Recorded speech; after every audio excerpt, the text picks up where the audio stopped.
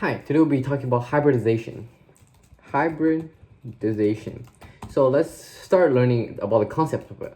Hybridization is when orbitals overlap. And now let's look at an example. All right, we have 1s2, 2s2, and 2p6. Now it's only going to occur in the valence electrons, so you can ignore the middle. You can ignore the 1s2. Now 2s2, since it has a lower electron, it's going to be 1, 2, no, 1. Yeah, it's a lower energy level, and 2s2, 1, 2. And now at a higher energy level, 2p6, 1, 2, no, 2p2, my bad. 2p2, not 2p6. 2p2. All right, 1, 2. And now what's going to happen is this one is going to shift to here, making 2p6. No, making 2p3.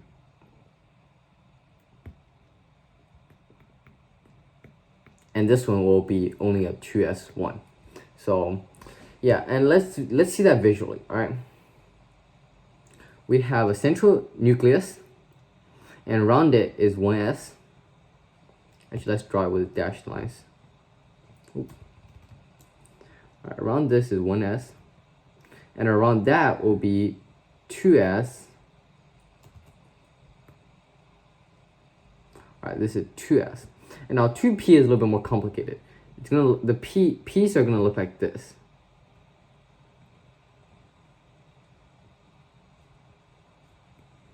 This is how the orbital of the electrons look like. And we call this 2px. We call this 2pz, and we call this 2py. All right, now it might look kind of complicated, and it is. So let me simplify it for you. All right, for this unit, all you need to know is that hybridization is basically the number of items around a center shell. So one bonding pair is equal to count as 1, a double bond count as 1, a triple bond count as 1, and a lone pair count as 1. And now you count up all these things around an element, around the central atom, and then you add them up. All right, we're gonna refer back to the chart, to the molecular structure chart that we did before, and we wrote types. I'm here to explain what they mean.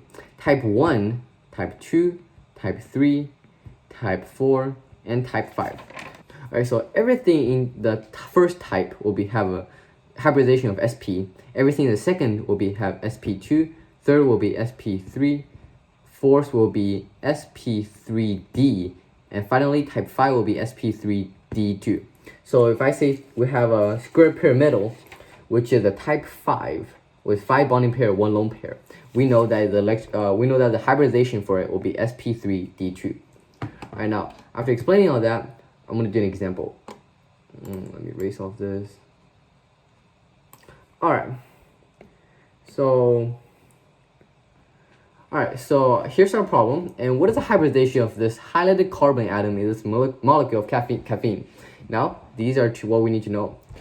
Let's zoom in on this C. How many items is around the C?